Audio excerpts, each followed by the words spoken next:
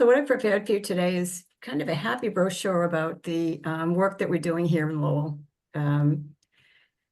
Lowell City of Learning has been active in concept since 2015 and in actuality since 2018. We work to build community by amplifying and celebrating lifelong and life-wide learning in all its forms.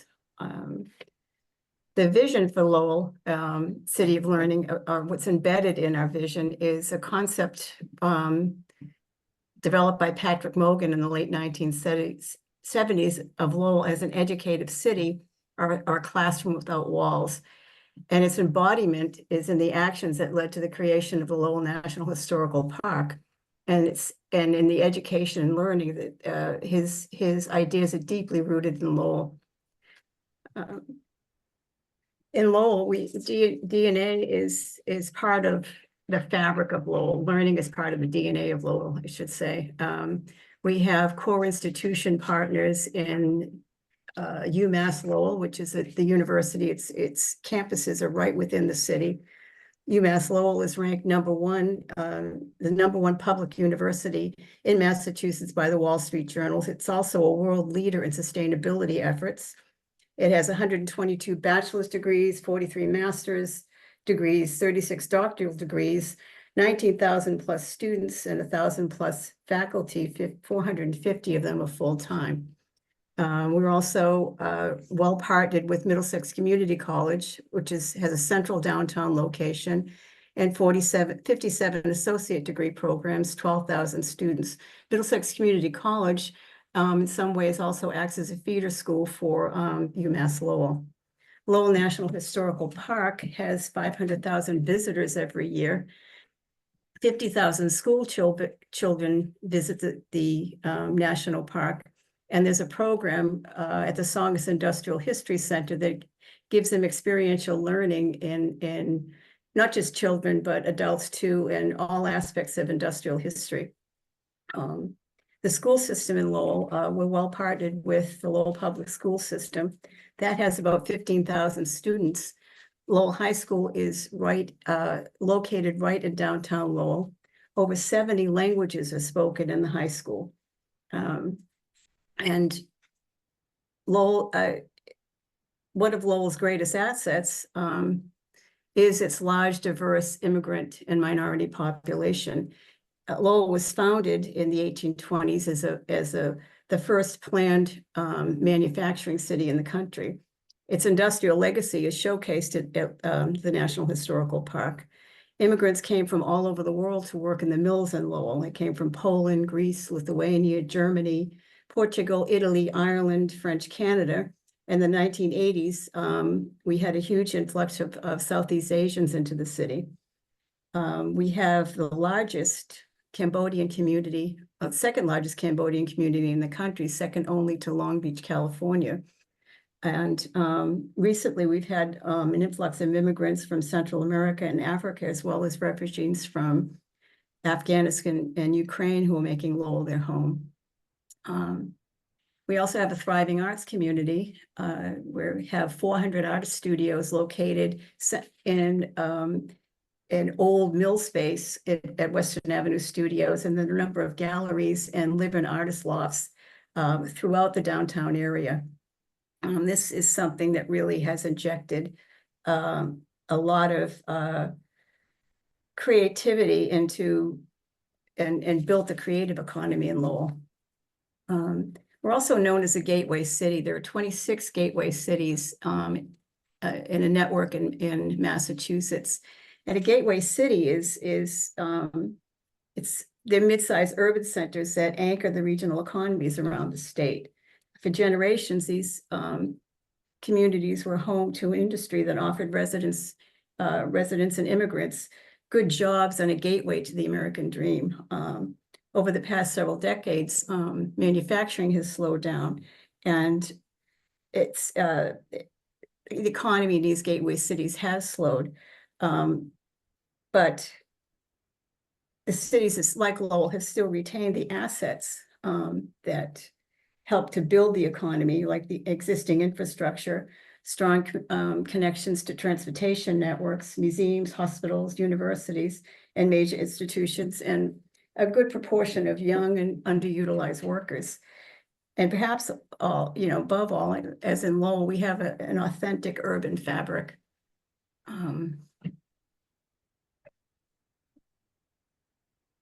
Some of the things that we're doing in Lowell to build the Learning City, we've mobilized 40+ city organizations as our partnership community. Some of those in Lowell, there are over 400 nonprofit organizations, and we don't see those in any way as competing. We see them as potential partners and collaborators in any of the good work that we're doing as a learning city. A lot of those are learning institutions or neighborhood based organizations that provide opportunities, cooking, carpentry, citizenship training, financial literacy courses. We've held 6 annual festivals of learning from 2018 to 2024, formed an advisory board and board of directors, assessed and collated all of the learning opportunities in Lowell across these different learning organizations. We've convened neighborhood meetings to foster activities that the community needs or would like to see developed. And we've developed promotional materials that explore Lowell as a learning city. We've developed a sustainability walking trails with UMass Lowell that Madeline will talk about in a few minutes. Published 2 books of writings, Atlantic Currents 1 and 2, in partnership with the University College Cork. And we've worked closely with Cork Learning Cities and the Irish Network of Learning Cities.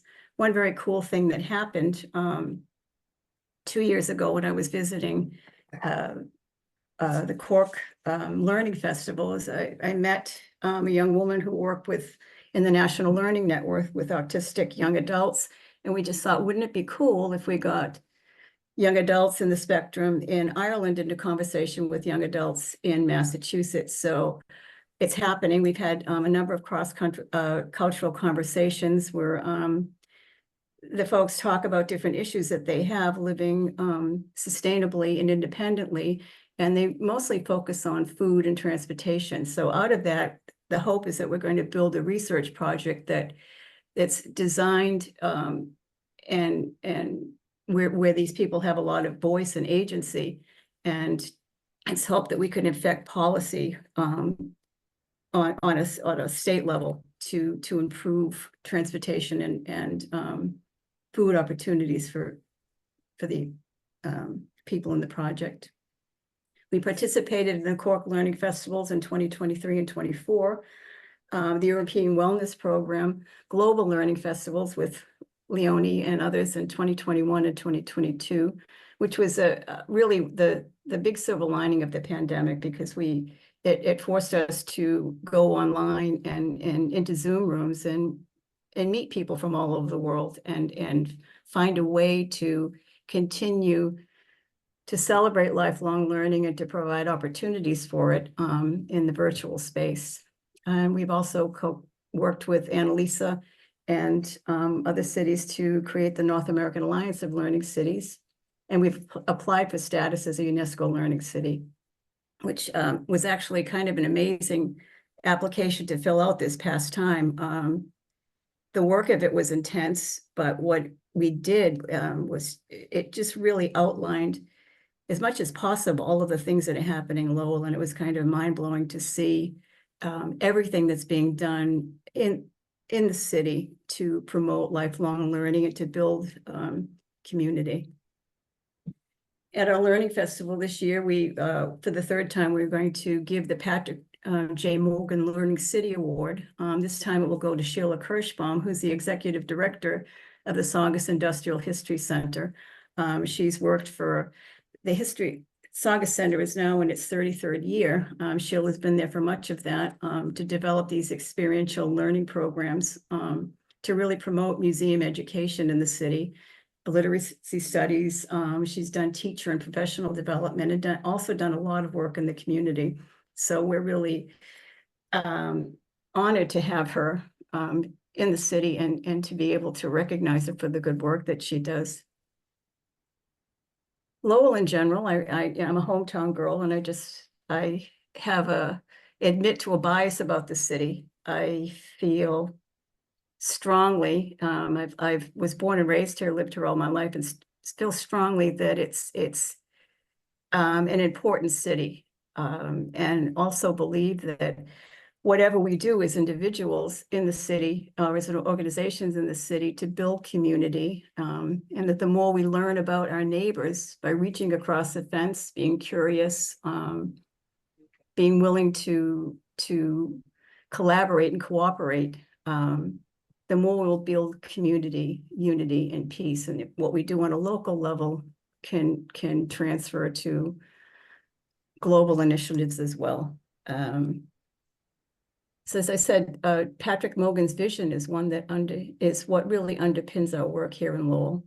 And this quote from him is one that I think about all the time when I think that maybe I'm punching above my weight class or stretching myself, maybe too thin, maybe too far.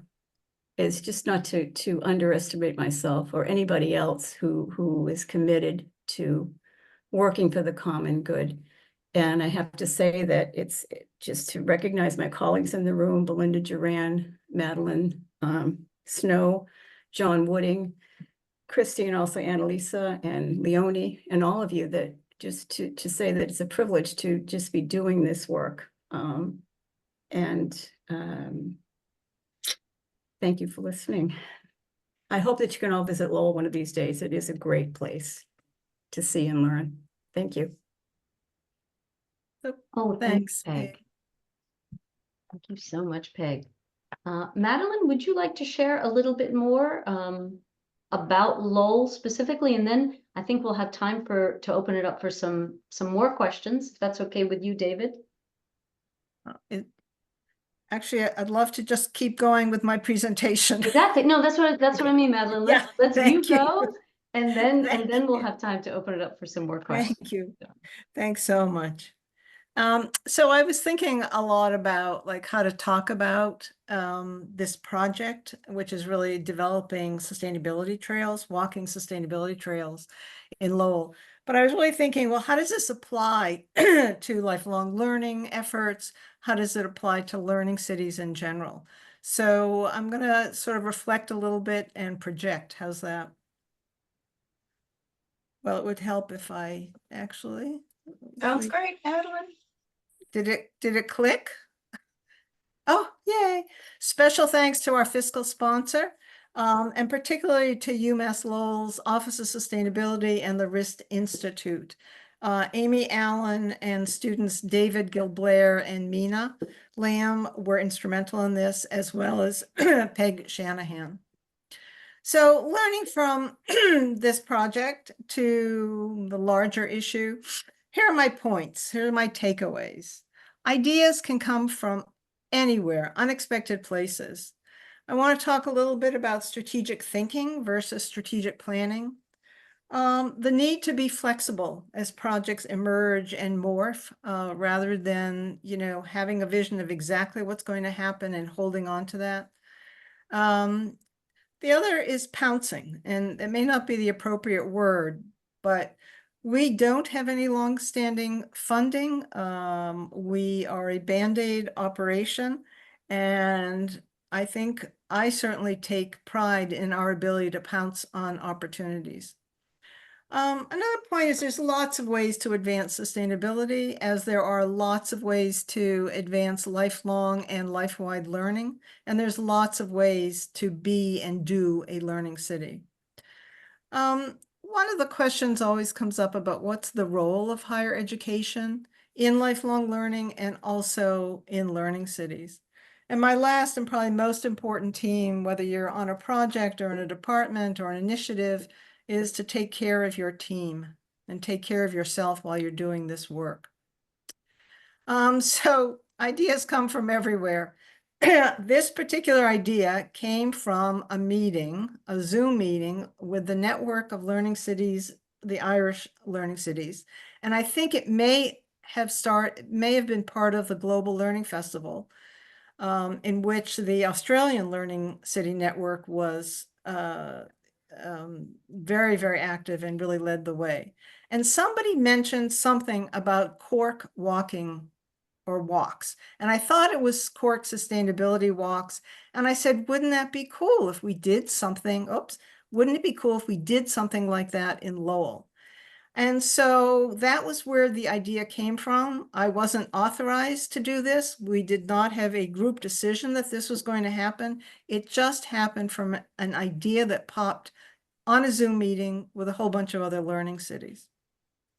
And as I said, we did not strategically plan this project out. And believe me, I'm a big proponent of strategic planning. I've led teams, I've coached teams. But for us, the most important thing is strategic thinking, as opposed to a formal plan. And we have differences of opinion within our team about the value of strategic plans and strategic planning. So I just want to recognize that. But as you can see, we've made different efforts. Here's one from August of 18, with lots of dots here. But think about strategically what you want to do as opposed to getting a perfect plan in place. As I mentioned, the sustainability trails were an idea. We got 2 grants. And originally the idea was to have these sustainability trails, basically Lowell trails. And that got morphed into really the UMass Lowell trails. And if we had stuck on this, and I'm going to try this, and if it doesn't, I apologize. Oh, here we go. Come on, load up. All right, load up. There we go. But it came, so, I think my idea was I'd have a Xerox copy of a map and you could give it out at places. Well, UMass Lowell students, God bless them, and IT folks really came up with this. There's a wonderful software. They developed 3 trails. It's interactive. And it was just so cool. It was so cool. And now the question is, how do I get rid of this one? Any idea? How do I get rid of this now? Oh, we never saw the story map. You can do a double share. I just want it to go away. So Is that your last slide? Yeah, no, it's not my last. I just want it to go away. Christy, got any ideas? well, as your tech expert here today, I would hit escape and then go back in, but that's me because I am not the tech expert. And it's still not happening. Oh, here we are. Yay, yay. Did it Thank work? you. Whatever it did. But my point in this was that our vision was that this was going to be in Lowell neighborhoods. And it would be like a little piece of paper that you would walk around with. Well, God bless UMass Lowell folks, and they morphed that. And I think Peg and I were incredibly blown away and pleased with this effort. Again, the flexibility versus control. So in my mind, I had a few things about what what would be on the trails. I would never have assumed or thought about a wall in one of our university buildings with a growing moss, artistic thing. I wouldn't have thought that, chili sauce made in Lowell would have been a stop or an interesting thing. But it turns out that these red peppers are grown on a rooftop at one of our university buildings in collaboration with a nonprofit food justice organization, Mill City Grows. And so this is a cool example of sustainability in practice. As I said, Pounce. On our upper left-hand corner is our official logo. Our banner below it is something that was created from an idea that a woman had. She's an artist and she works with a group of people that just like to make banners. So she said, would you mind if our people made you a banner? We said, sure, pounce on it. Wow. Got it, and we love it. Mina Lamb was our intern who developed most of the sustainability trails. Again, pounced on her availability. And to the right is the Folk Festival, the annual Lowell Folk Festival. And we pounced on the opportunity to have a table. And we also pounced because one of the women who volunteered was a chess person who runs a chess club, teaches chess. And we said, why not have a chess board at the festival? Again, lots of ways to promote sustainability in learning cities. You could do a trail, you can have presentations, you can have films. And again, lots of ways to be a learning city as well. Role of higher education. To the left is one of our rooftop gardens on a new building or rehab building at the university. So who would have thought to really think about what are the opportunities to showcase sustainability in action? And to the right, one of the, I don't know about your universities, but Learning and Retirement Association is very, very active. And again, with the support of the university in terms of space, IT resources, that's part of how a university can promote lifelong learning. And again, we've talked about this award, and this was our first recipient. And the last is really to take care of your team. We are all doing this because we want to make the world or region or neighborhood or university a better place. We don't really know if our efforts really make a difference. But we need to take care of our teams if we're going to continue this work. My favorite quotation is Peg, and we always come up with these ideas, and we're trying to stop ourselves and say, stop, calm down, like bring back those ideas. And the favorite one was Peg. No, it's not going to take a lot of time. It won't be hard, and it will be a lot of fun, which may be true in her universe and in our minds, but it's really not true in reality. So that's our experiences with the trails. I'm going to put in the chat the actual link that you can see for yourselves, more of the trails kind of in action. Thank you. And one last thing, I think this actually does reflect on my experiences in learning cities, is that we always think that we can do 3 times more than we can. And I have an Uber that's supposed to pick me up at 12 o'clock to go to the airport, to go to Athens for 3 weeks. And so I'm actually going to bail out on my team. And I want to thank you. Enjoy. And we'll see you on the other side. Have a great time in Greece. Wow, enjoy Athens. Absolutely. Love And Athens. making us all So- jealous as you And leave us with I'm that going to meet creative with work. the Athens Learning City Coordinator and the Corinth City Coordinator. Bye-bye.